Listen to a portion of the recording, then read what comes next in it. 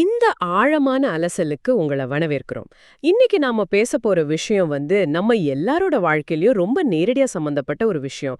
ஆனா, நாம அத பத்தி அதிகமா யோசிக்கவே தயங்குவோம். ஆமா, ஏன்னா அது கொஞ்சம் பயமுறுத்தக்கூடிய ஒரு டாபிக்னு கூட சொல்லலாம்.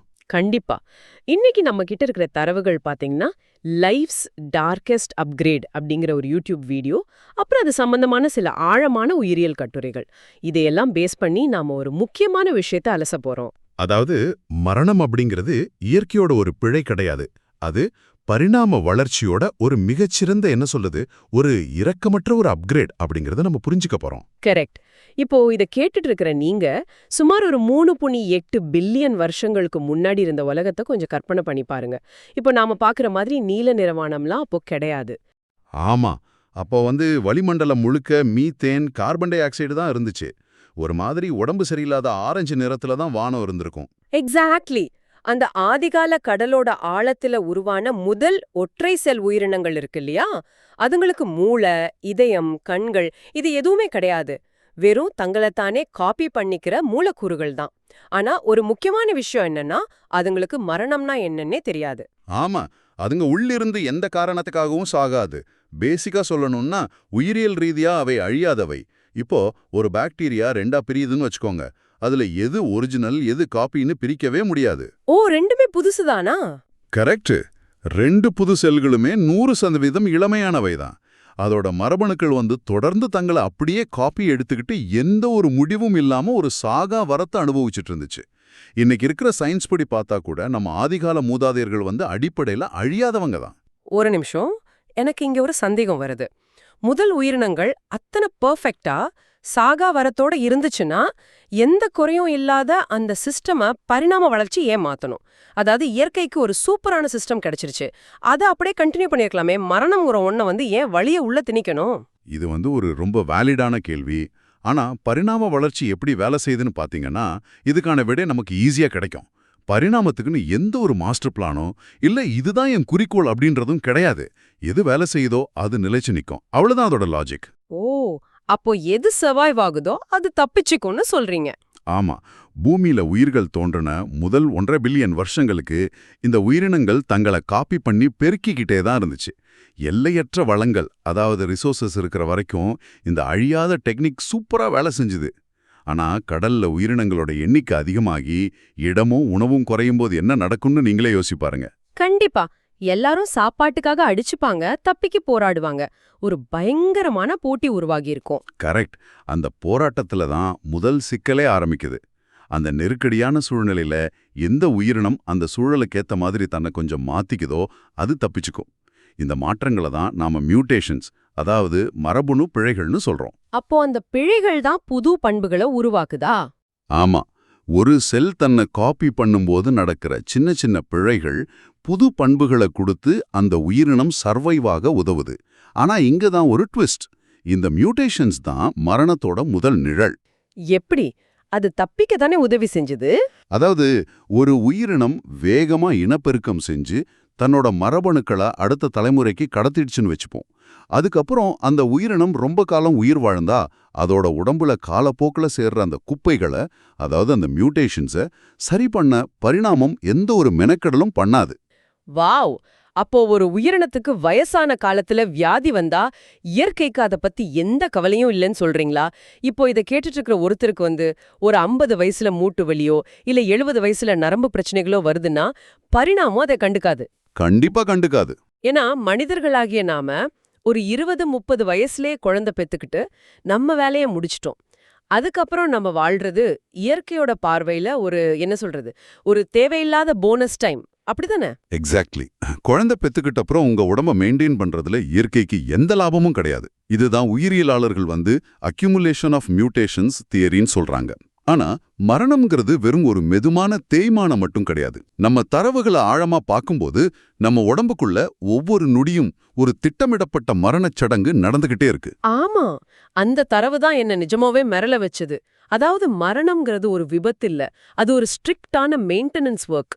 மரத்துல இருந்து எப்படி இலைகள் தானா உதிர்தோ அதே மாதிரி மனித உடம்புல தினமும் 50-70 பில்லியன் செல்கள் தங்களை தானே அழிச்சுக்குதுன்னு அந்த சோர்ஸ்ல போட்டிருந்துச்சு. ஆமாம், இதுக்கு அப்போப்டோசிஸ் அப்படின்னு பேரு. இது எப்படிங்க சாத்தியம்? நல்லா இருக்கிற ஒரு செல் ஏன் தன்னைத்தானே அழிச்சுக்கணும்? இப்போ பாத்தீங்கன்னா பல செல் உயிரினங்கள், அதாவது மல்டி செல்லுலர் ஆர்கானிசம்ஸ் உருவாகிறதுக்கு இது ரொம்ப ரொம்ப முக்கியமான ஒரு ஸ்டெப். மரத்திலிருந்து இலைகள் சும்மா காத்தடிச்சு உதிர்றதில்ல.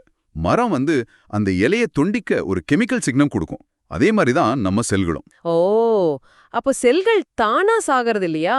சிக்னல் வருமா? கண்டிப்பா. ஒரு செல் வயசாகிடுச்சுனாலோ இல்ல ஒரு வைரஸ் அதை அட்டாக் பண்ணிடுச்சுனாலோ உடம்புல இருந்து அதுக்கு ஒரு சிக்னல் போகும். அந்த சிக்னல் கிடைச்ச உடனே செல்லுக்குள்ள இருக்கிற காஸ்பேஸ்கள் அப்படின்னு சொல்லப்படுற ஒரு மூலக்கூறு கத்திரிக்கோள் ஆக்டிவ் ஆயிடும். மூலக்கூறு கத்திரிக்கோளா? ஆமா, மாலிகுலர் சிசர்ஸ். அதுங்க செல்லோட டிஎன்ஏவை புரதங்களை ரொம்ப நேர்த்தியா சின்ன சின்ன பீஸா கட் பண்ணிடும். எந்த ஒரு குப்பையும் வெளியில சிந்தி பக்கத்து செல்லுக்கு டேமேஜ் ஆகாத மாதிரி தன்னை ஒரு சின்ன பைக்குள்ள சுருட்டி அதுவே அழிஞ்சிடும். இது ஒரு செல்ஃப் டிஸ்ட்ரக்ட் பட்டன் மாதிரி இருக்கு. இதுல ஒரு ஆச்சரியமான விஷயம் என்னன்னா, ஒரு குழந்தை அம்மாவோட வயித்துல இருக்கும்போது அதோட விரல்களுக்கு நடுவுல வாத்துங்களுக்கு இருக்கிற மாதிரி சவ்வுகள் இருக்குமா? ஆமா, கரெக்ட். அந்த சவ்வுகள்ல இருக்கிற செல்கள் இந்த அப்போப்டோசிஸ் மூலியமா தங்களை அழிச்சுக்கிறதுனால தான் நமக்கு தனித்தனி விரல்கள் கிடைக்குதுன்னு படிச்சேன். அது மட்டும் நடக்கலன்னா நம்ம கைகள் பார்க்க துடுப்பு மாதிரி தான் இருந்திருக்கும். கண்டிப்பா. அதை விட முக்கியமான ஒரு விஷயமும் இதுல இருக்கு. நமக்கு உடம்பு சரியில்லாம போகும்போது ஒரு தொற்றுக்காக போராடின நோய் எதிர்ப்பு செல்கள் வேலை முடிஞ்சதுக்கு அப்புறம் தேவையற்ற வீக்கத்தை உருவாக்காம இருக்க தங்களை தானே அழிச்சுக்கும். வாவ்! அதாவது ஒரு தனிப்பட்ட செல் தன்னோட சொந்த சாகாவரத்தை விட்டு கொடுத்து ஒட்டுமொத்த உடம்புக்காக தன்னை தியாகம் பண்ணுது. ஆமா, இந்த செல்லுலார் நற்பண்பு இல்லனா நாம இன்னைக்கு இல்ல. ஒருவேளை அந்த செல் தியாகம் செய்ய மறுத்தா என்னாகும்? அதாவது, நான் இந்த சிக்னலை மதிக்க மாட்டேன், நான் திரும்பவும் அந்த 3.8 பில்லியன் வருஷ பழைய அழியாத நிலைக்கு தான் போவேன்னு அடம் பிடிச்சா என்ன நடக்கும்? அதுதான் கேன்சர், அதாவது புற்றுநோய். கேன்சருங்கிறது ஏதோ வெளியிலிருந்து வர்ற ஒரு எதிரி கிடையாது. அது நம்மளோட சொந்த செல்கள் தான். அந்த செல்கள் காது கேட்காத மாதிரி தற்கொலை சிக்னலை இக்னோர் பண்ணிட்டு கண்மூடித்தனமா பிரிய ஆரம்பிச்சிடும். ஓ, அப்போ தியாகம் பண்ண வேண்டிய ஒரு செல் சாகாவரம் தேடும்போது. ஆமா, ஒரு தனிப்பட்ட செல்லோட சாகாவரம் தேடுற ஆசை ஒட்டுமொத்த உடம்புக்கே ஒரு பேரழிவா மரணமா மாறிடுது. ரொம்ப ஆழமான கான்செப்ட் இது. செல்கள் தங்களை அழிச்ச உடம்ப காப்பாத்துதுங்கிறது எனக்கு புரியுது. ஆனா இந்த உடம்பு எவ்ளோ காலம் உழைக்கணும் அப்படிங்கறது யாரு முடிவு பண்றா? தரவுகளை பார்க்கும்போது விலங்குகளோட ஆயுட்காலத்துல பெரிய வித்தியாசம் இருக்கு. ஆமா, நிறைய முரண்பாடுகள் இருக்கு. அதாவது 4850 வருஷம் வாழ்ற மெதுசல்லா பைன் மரங்கள் இருக்கு, 500 வருஷம் வாழ்ற கிரீன்லாந்து சுறாக்கள் இருக்கு. ஆனா இதே உலகத்துல வெறும் 2 வருஷம் மட்டும் வாழ்ற எலிகளும் இருக்குதே. ஒரே பரிணாம வளர்ச்சி ஏன் இப்படி வித்தியாசமான ஆயுட்காலங்களை உருவாக்கியிருக்கு? இதை புரிஞ்சுக்க நாம தாமஸ் கிர்க்வுட் அப்படிங்கிறவரோட டிஸ்போசபிள் சோமா கோட்பாட்டை கொஞ்சம் பார்க்கணும். இது முழுக்க முழுக்க எனர்ஜி அலோகேஷன், அதாவது ஆற்றலை எப்படி நம்ம செலவு பண்றோம் அப்படிங்கிற ஒரு கணக்கு தான். ஒரு உடம்ப மெயின்டைன் பண்ண நிறைய ஆற்றல் தேவை. டிஎன்ஏவில் வர பிழைகளை தொடர்ந்து சரி பண்ணணும், கரெக்டா? ஆமா. இப்போ ஒரு எலியோட வாழ்க்கையை எடுத்துக்கோங்க.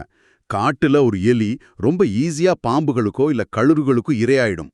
ஒரு வருஷத்துக்குள்ள அது வேட்டையாடப்பட 90% வாய்ப்பு இருக்கும்போது அதோட உடம்ப 50 வருஷத்துக்கு மெயின்டைன் பண்ண இயற்கை ஏன் எனர்ஜியை வேஸ்ட் பண்ணணும்? ஓ, அது லாஜிக்கா பார்த்தா ஒரு முட்டாள்தனமான இன்வெஸ்ட்மெண்ட். கரெக்ட். அதனாலதான் எலிகள் தங்க உடம்ப பராமரிக்க எந்த ஆற்றலையும் செலவு பண்ணாம கிடைக்கிற மொத்த எனர்ஜியையும் உடனே பல குட்டிகளை போடுறதுல, அதாவது இனப்பெருக்கத்துல முதலீடு பண்ணுது. எக்ஸாக்ட்லி, சரியா சொன்னீங்க. ஆனா அதே நேரத்துல வானத்துல பறக்கிற பறவைகளுக்கு அந்த ஆபத்து ரொம்ப கம்மி. ஒரு கிழிய நிலத்துல இருக்கிற விலங்குகளால் அவ்வளோ ஈஸியா பிடிச்சிட முடியாது. அது பல வருஷம் உயிர் வாழறதுக்கான வாய்ப்பு அதிகம். அப்போ அதுங்க மெயின்டெனன்ஸ்க்கு எனர்ஜி செலவு பண்ணுமா? ஆமா, பறவையில் ஒன்றில் தன்னோட உடம்ப மெயின்டைன் பண்றதுலயும் செல்களை புதுப்பிக்கிறதுலயும் அதிகமான எனர்ஜியை போடுது. அதனால தான் கிளிகள் 80 வருஷம் வரைக்கும் கூட வாழுது. நம்ம உடம்புங்கிறது நம்ம மரபணுக்களை அடுத்த தலைமுறைக்கு பத்திரமா கடத்திட்டு போற ஒரு தூக்கி எறியக்கூடிய ஒரு வாகனம் தான். டிஸ்போசபிள் வெஹிக்கிள், அவ்வளவுதான்.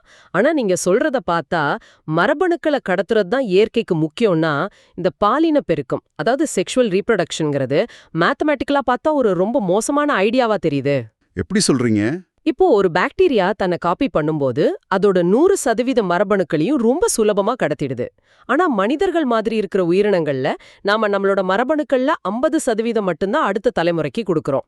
மீதி 50 இணையர்கிட்ட இருந்து வருது. ஆமா, அது உண்மைதான். பாக்டீரியா மாதிரி ஒரு ஈஸியான வழியை விட்டுட்டு இயற்கை ஏன் இந்த அவ்ளோ சிக்கலான நஷ்டமான ஒரு வழியை சூஸ் பண்ணுச்சு? இது உயிரியல்லையே ரொம்ப சுவாரஸ்யமான ஒரு டாபிக். இந்த சிக்கலான வழிக்கு காரணமே ஒட்டுண்ணிகள், வைரஸ்கள், அப்புறம் நோய்க்கிருமிகள் கிட்ட இருந்து தப்பிக்கிறது தான். இதை ரெட் குயின் கருதுகோள் அப்படின்னு சொல்றாங்க.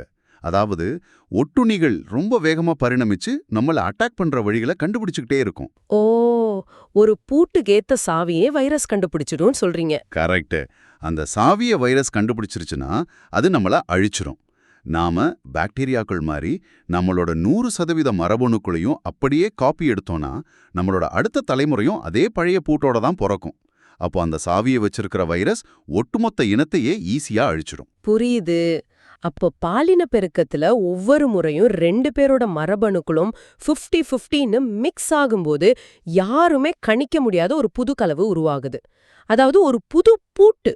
எக்ஸாக்ட்லி. அந்த பழைய சாவியை வச்சு வைரஸால இந்த புது பூட்டை கண்டிப்பா திறக்க முடியாது.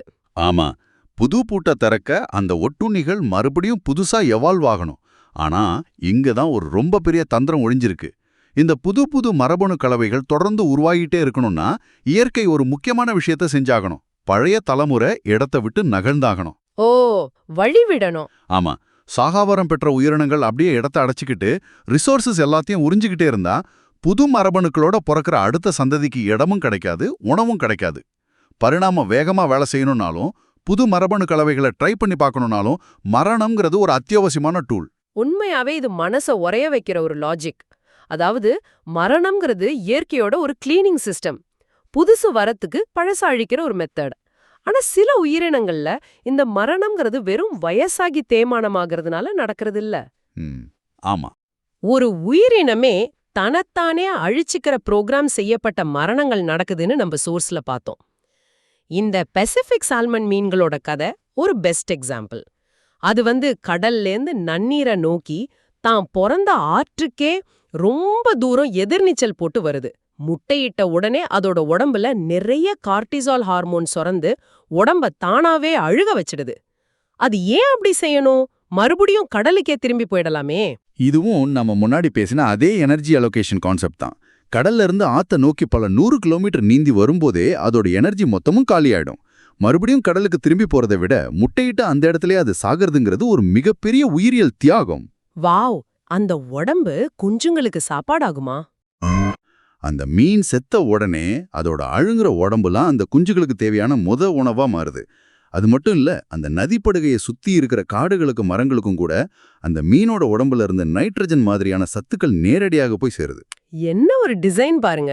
ஆமா, ஒரு மரபணுவோட பார்வையிலிருந்து பார்த்தா அந்த ஒற்றை மீனோட மிச்ச வாழ்க்கையை விட அதோட மரணம் தான் ஒட்டுமொத்த சந்ததிக்கும் அதிகமான வாழ்வை கொடுக்குது. இந்த பெண் ஆக்டோபஸ்களோட கதையும் இதே மாதிரி ரொம்ப சோகமான ஒண்ணுதான். முட்டையிட்டதுக்கு அப்புறம் பெண் ஆக்டோபஸோட கண்ணுக்கு பக்கத்துல இருக்கிற ஆப்டிக் கிளாண்ட் அப்படிங்கிற சுரப்பிகள் அதுங்களை சாப்பிட விடாம தடுத்து அப்படியே பட்னி போட்டு கொன்னுடுதுன்னு படிச்சேன். ஆமா, ஆராய்ச்சியாளர்கள் அந்த சுரப்பிகளை சர்ஜரி பண்ணி எடுத்து பார்த்தாங்க. அப்படி எடுத்த உடனே அந்த ஆக்டோபஸ் மறுபடியும் சாப்பிட ஆரம்பிச்சிருச்சு. ரொம்ப காலமும் உயிரோட இருந்துச்சு. நிஜமாவா? அப்போ இயற்கையில ஏன் அந்த சுரப்பி அப்படி வேலை செய்யுது? ஏன்னா ஆக்டோபஸ்கள் ரொம்ப பயங்கரமான வேட்டைக்காரர்கள். குஞ்சுகள் பொரிச்ச உடனே தாய் ஆக்டோபஸ் அதே இடத்துல சாப்பாடு தேடிச்சுன்னா குஞ்சுகளுக்கு சாப்பாடு கிடைக்காம போகலாம். இல்லனா ஒருவேளை பசியில தாய் தன் குஞ்சுகளையே கூட தெரியாம வேட்டையாடிடலாம். இதை தடுக்கத்தான் இயற்கை அந்த தாயோட வாழ்நாள அதோடய முடிச்சுக்குது. விலங்குகள்ல மட்டும் இல்ல, இது தாவரங்கள்லயும் நடக்குது. மடசே அப்படின்னு சொல்லப்படுற ஜப்பானிய மூங்கில் 120 வருஷத்துக்கு ஒரு முறை உலகெங்கிலும் ஒரே நேரத்துல பூத்து விதைகளை உருவாக்கிட்டு மொத்தமா சத்து போயிடுது. ஒரு 120 வருஷம் கழிச்சு உலகத்துல இருக்கிற எல்லா மூங்கில்களும் ஒரே நேரத்துல சூசைட் பண்ணிக்குதுங்கிறது என்ன சொல்றது, நினைச்சு பார்க்கவே பிரம்மாண்டமா இருக்கு. ஆமா, அந்த ஒட்டுமொத்த தியாகத்துக்கு பின்னாடியும் ஒரு ரீசன் இருக்கு. உருவாகும். இது எல்லாமே இயற்கை எவ்வளோ துல்லியமா மரணத்தை டிசைன் பண்ணிருக்கு அப்படிங்கறத காட்டுது. ஆனா நம்ம மனிதர்கள் இதையெல்லாம் அவ்வளோ சாதாரணமா ஏத்துக்க மாட்டோமே. கண்டிப்பா மாட்டோம். இப்போ அறிவியல் உலகம் வயசாகிறத ஒரு தவிர்க்க முடியாத விஷயமா பார்க்காம அதை குணப்படுத்தக்கூடிய ஒரு நோயா பார்க்க ஆரம்பிச்சிட்டாங்க. இந்த டெலோமியர் நீளம் குறையறது, FOX3 மாதிரியான நீண்ட ஆயுக்கால மரபணுக்கள் பத்தியெல்லாம் டெய்லி செய்திகள் வருது. கேலிகோ, ஆல்டோஸ் லேப்ஸ் அப்படின்னு பல கோடி டாலர்கள் இந்த ஆராய்ச்சிகளை கொட்டப்படுது. இதெல்லாம் உண்மையாவே சாத்தியமா? நம்ம மரணத்தை வெல்ல முடியுமா? அறிவியல் ரீதியா பாத்தீங்கன்னா உயிரினங்களோட ஆயுட்காலத்தை நீட்டிக்கிறதுல நாம நிறையவே முன்னேற்றங்களை பார்த்திருக்கோம். டேவிட் சிங்க்லேர் மாதிரியான சயின்டிஸ்ட்ஸ் பண்ண ஆய்வுகள் மூலமா எலிகள், புழுக்களோட ஆயுட்காலம் மரபணு மாற்றங்கள் மூலமா பல மடங்கு நீட்டிக்கப்பட்டிருக்கு. ஓ, அப்போ வயசாகிறதை நிப்பாட்ட முடியுமா? அதாவது மூப்படைவது அப்படிங்கிறது ஒரு தகவல் இழப்பு பிரச்சனை, இன்ஃபர்மேஷன் ப்ராப்ளம் அப்படின்னு சொல்றாங்க. செல்களுக்கு தங்களை எப்படி புதுப்பிச்சுக்கிறதுங்கிற தகவல் காலப்போக்கில் அழிஞ்சிடுது. அந்த தகவலை நாம மறுபடியும் ரீசெட் பண்ணிட்டோம்னா இளமையை தக்க வச்சுக்கலான்னு சயின்ஸ் நம்புது. ஆனா ஒருவேளை சயின்ஸால இதை சாத்தியமாக்க முடிஞ்சாலும் தத்துவார்த்த ரீதியாகவும் உடலியல் ரீதியாகவும் இது பல ஆழமான கேள்விகளை கொண்டு வருது. தத்துவார்த்த ரீதியா என்னங்க பிரச்சனை வரப்போகுது? மரணம் இல்லாத ஒரு உலகம், நோய்கள் இல்லாத ஒரு உலகம் பார்க்க நல்லாதானே இருக்கும். இத வரலாற்று அறிஞர் தாமஸ் குன் ஒரு மிகச்சிறந்த கோணத்துல எக்ஸ்பிளைன் பண்றாரு. புதிய அறிவியல் கண்டுபிடிப்புகளோ இல்ல சமூக மாற்றங்களோ பழைய சயின்டிஸ்ட் அவங்க எண்ணங்களை மாத்திக்கிறதுனால வர்றதில்லையா. அப்புறம் எப்படி வருது?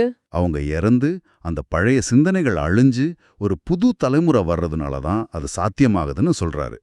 மரணம்ங்கிற ஒண்ணு இருக்கிறதுனால தான் மனிதர்கள்கிட்ட புது சிந்தனைகள், கலை, தத்துவம் எல்லாமே தோன்றுச்சு. எகிப்தியர்களோட பிரமிடுகள் ஆகட்டும், இலக்கியங்கள் ஆகட்டும், எல்லாமே மரணம் கொடுத்த ஒரு உந்துதல் தான்.